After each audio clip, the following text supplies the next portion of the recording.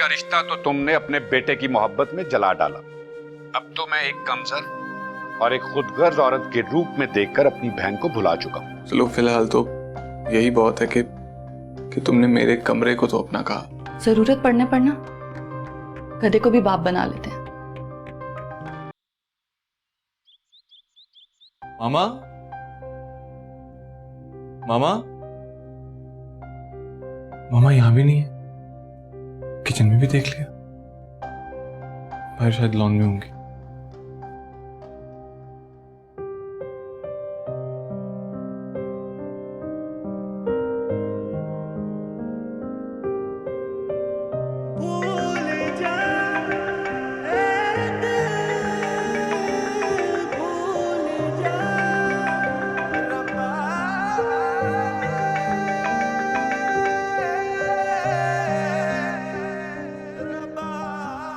बोलो। अहमर, कैसे हो तुम? तुम्हें पता है मैं कितनी परेशान थी तुम्हारे लिए। मेरे दिल के साथ खेलना बंद करो और आइंदा मुझे कॉल मत करना। मैं तुम्हारी आवाज भी नहीं सुनना चाहता। तुम कुछ भी कहो अहमर, मेरी दुआओं का हिसार हमेशा तुम्हारे गिर्द रहेगा। तुम्हारी दुआओं के बजाय मैं किसी की बद्दुआएं लेना पसंद करूंगा। तुम जाओ और अपने शौहर के साथ अपनी जिंदगी खुशी खुशी जियो। मेरा और तुम्हारा कोई ताल्लुक नहीं है। सोफिया, मामा की तबीयत खराब हो गई है, जल्दी आओ। जाओ, तुम्हारा मजनू तुम्हें बुला रहा है। सारी दुनिया हमारी क्यों लुट गई है खुदा।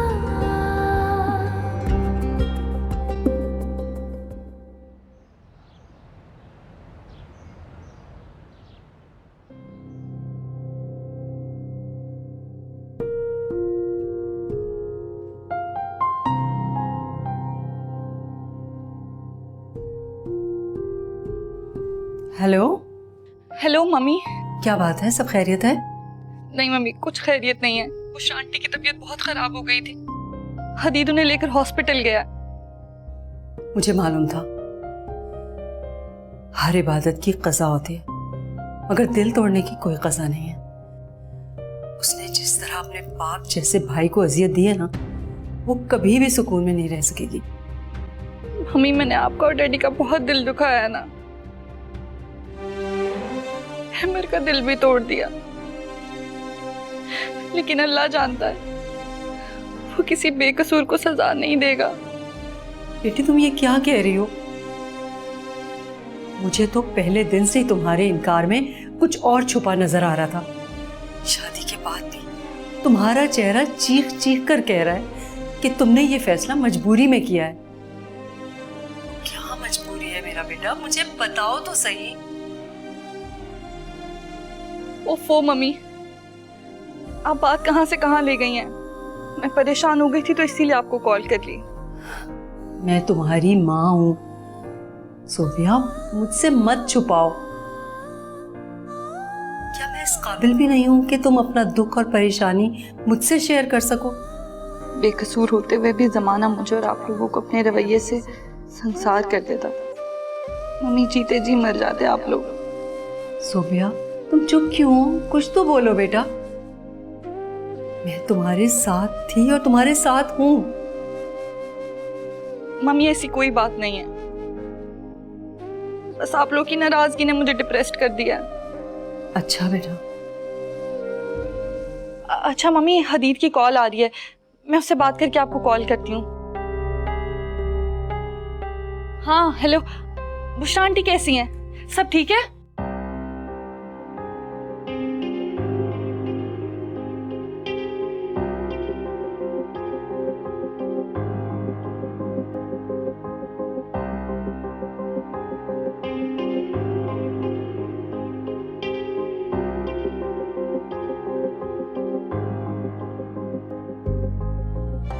मत नाम लो उस नागिन का जिसने हम दोनों को डस लिया। मेरा हदीद से निकाह हो चुका है। सब खत्म हो गया खाका। मैंने कहा था सोफिया का दिल बदल गया है।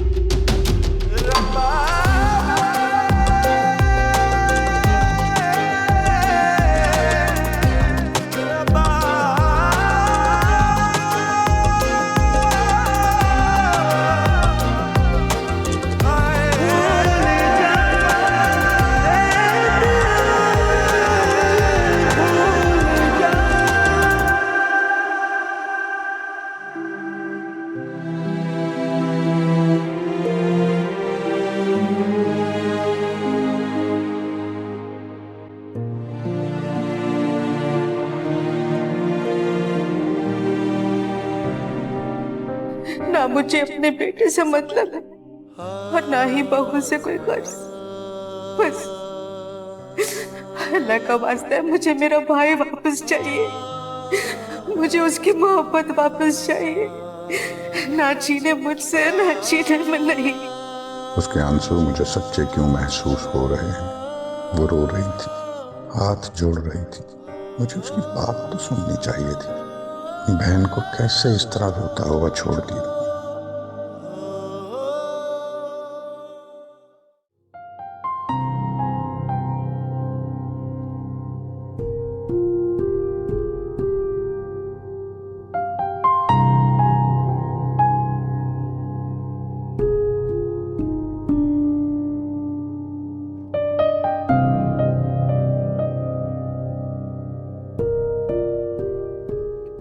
कैसी है अब आपकी तबीयत?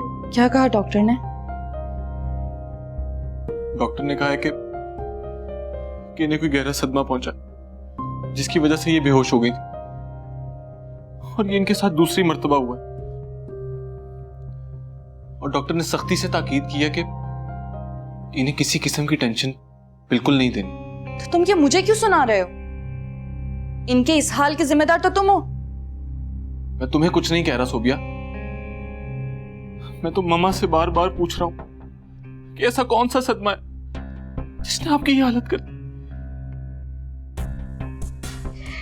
एक सदमा हो तो बताऊं भी ना, लेकिन खैर मैं कोशिश करूंगी कि अपना दिल मजबूत करके जी।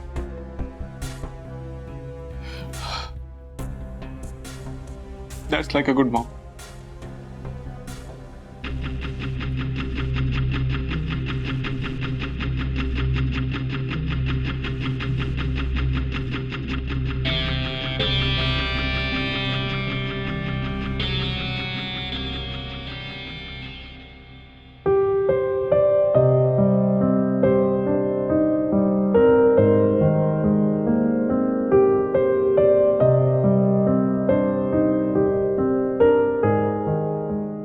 क्यों कॉल की थी सोफिया ने मुझे?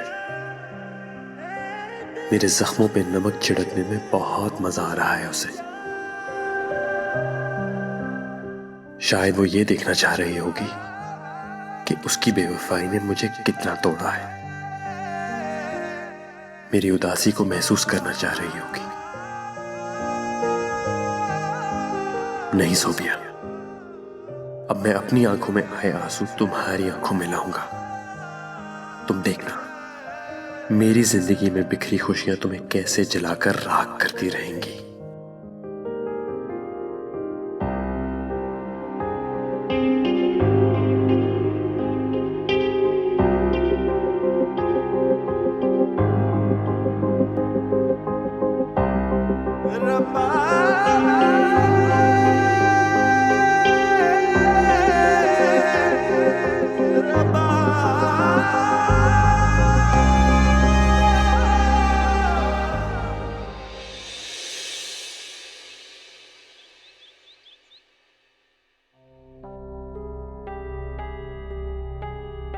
अरे तुम लोग इतनी जल्दी आ गए, डॉक्टर ने क्या कहा? बस बहुत ड्रामा हो गया। अब मैं आप दोनों के हाथों बेवकूफ नहीं बनूंगी। मम्मा, वो डॉक्टर अचानक कहीं मुल्क से बाहर चली गई है और अब इसमें मेरा या आपका क्या कसूर है भला? 15 दिन से मुसलसल मुझे बेवकूफ बनाया जा रहा है। नहीं नहीं बेटा, ऐसी बात नहीं है। हदीद तो अपनी पूरी कोशिश कर रहा है और वैसे भी ये कानूनन जुर्म है। हर चीज बिकती है यहाँ, और ये बात तो आप बहुत बेहतर जानती हैं। और ये शादी भी इसीलिए हुई। हदीद, मुझे कुछ हो जाएगा। आपको कुछ हो या ना हो, मैं मजीद इस रिश्ते में नहीं रहना चाहती।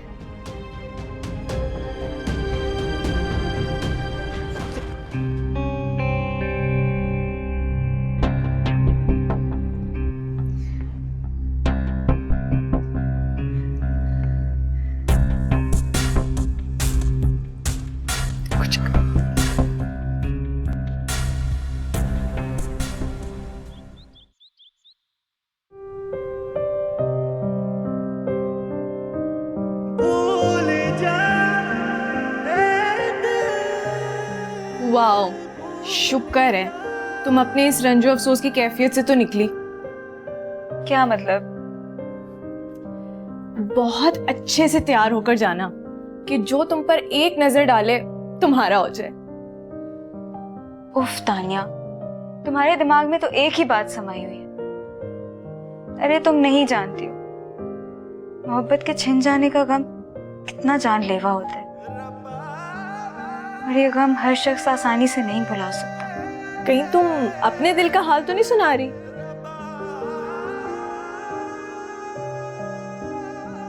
बात शायद मोहब्बत की नहीं थी, मुझे शायद हदीद की आदत सी हो गई थी। उसके बारे में सोचना मेरी हॉबी बन गई थी, और अब उन आदतों से निकलने की वजह से मुझे बहुत अजियत का सामना करना पड़ रहा है। या अल्लाह, तुम्हारी बातें सुनकर तो मुझे भी डिप्रेशन हो रहा है। प्लीज भूल जाओ ना अब उसे। तानिया, मैं कोशिश तो पूरी कर रही हूँ कि पिछली सारी बातें भुला दूं। चलो ड्रेस देखो अपना, और सुनो, एमर ने अपनी पार्टी पर और किस किस को बुलाया है? मुझे क्या पता हो। अच्छा सा ड्रेस निकालना। अच्छा,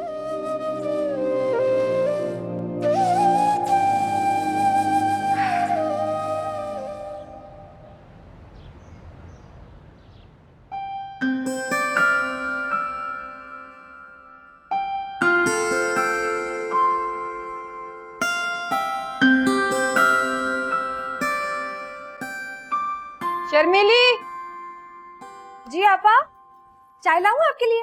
ये तुम मुझे आपा किस खुशी में कहती हो?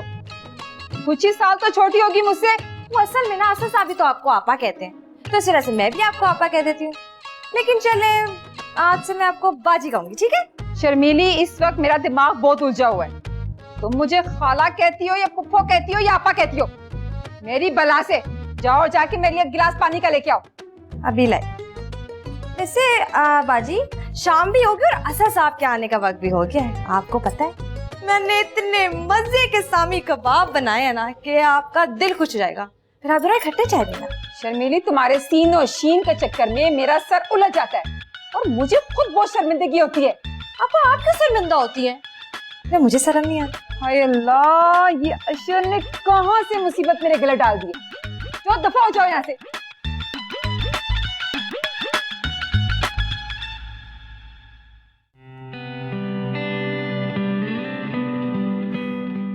शोभी बेटा, अब गेम बंद करो और तैयार हो जाओ। अहमद भाई की पार्टी पे नहीं जाना? मुझे नहीं जाना। उन्होंने सुबह बाजी को क्यों नहीं बुलाया? बेटा, बुरी बात है, उनकी सेहत याबी की खुशी में ये फंक्शन है। अगर तुम नहीं गए ना तो कितना बुरा लगेगा उन्हें। आपको सुबह बाजी की कोई फिक्र नहीं है? उनको भी कितना अफसोस होगा। अगर सुबह बाजी ने अहमद भाई से शादी नहीं की तो हम सब उन्हें पनिश किया चाह रहे हैं। अरे यार, उसे कोई पनिश नहीं कर रहा। क्या हो गया तुम? उसकी शादी हो गई है, वो रोज रोज कैसे आ सकती? अच्छा डैडी, आप पहले प्रॉमिस करें कि कल आप सुबह बाजी को यहाँ पर बुलाएंगे और उन्हें डांटेंगे भी नहीं, प्लीज।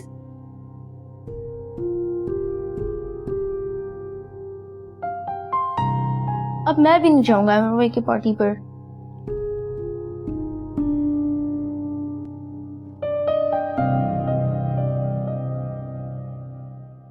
सोबिया बेटा, इतनी जल्दबाजी ठीक नहीं है।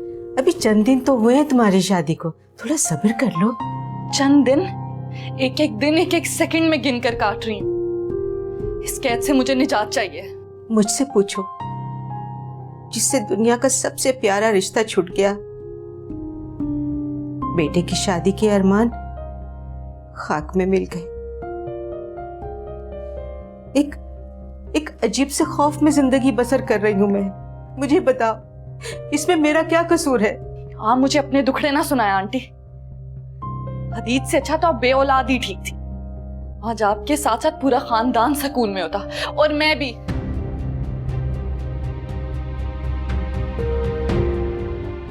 तुम्हारी बातें ना दिल चीर के रख देती हैं, मगर खैर मुझे थोड़ा वक्त दो, मैं कोशिश करती हूँ और तुम भी इंटरनेट पर पता लगाने की कोशिश करो। कर लिया है, सब करके देख लिया है। 2 डॉक्टर से मेरी बात हुई है, वो कहते हैं अपने इस घटिया शौहर को साथ लेकर आओ जिसकी मैं शक्ल नहीं देख सकती। मैं आपको बता रही हूँ, हदीद जानबूझकर ये सब टाल रहा है।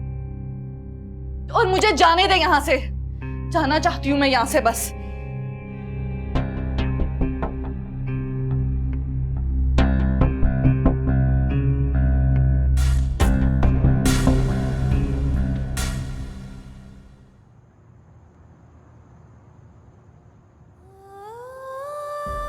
जिस लड़की के किरदार की लोग कस्में खाते हुए मिसालें देते थे, भला कैसे इन्हीं लोगों की हकारत भरी नजरों का सामना कर सकती थी। अपनी पाकीज़गी का भरम रखने की कितनी बड़ी कीमत चुकाई है। सारी बेलौस मोहब्बतें गंवा दी मैंने।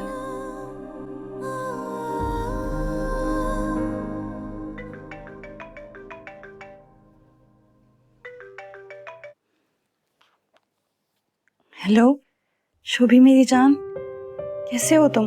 हम लोग अमर भाई के घर फंक्शन पर जा रहे हैं, लेकिन आपके बगैर दिल ही नहीं कर रहा जाने का। अहमद के घर फंक्शन? क्यों? अमर भाई बिल्कुल ठीक हो गए हैं ना, इसी खुशी में। सोफिया बाजी, मुझे बहुत गुस्सा आ रहा है, उन्होंने आपको क्यों नहीं बुलाया? मैं शायद अब इस काबिल नहीं कि किसी की खुशियों में शामिल हो सकूं। सोफिया बाजी, अगर आपके घर कोई पार्टी हुई ना, आप उन्हें बिल्कुल मत बुलाइएगा।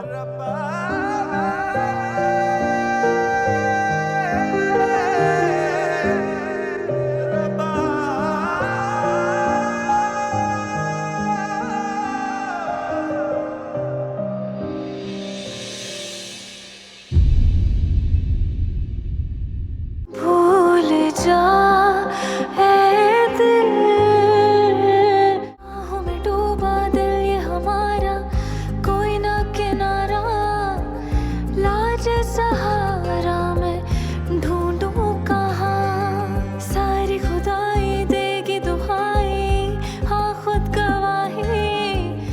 हाँ इशरत, आज मुझे भी अहमद को देख के बहुत इत्मीनान और बहुत खुशी महसूस हो रही थी, वरना जिस गहरे सदमे से वो 2-4 था ना, मैं तो नाउमीद हो गया था कि पता नहीं अब वो कभी नॉर्मल भी होगा कि नहीं। भूल जा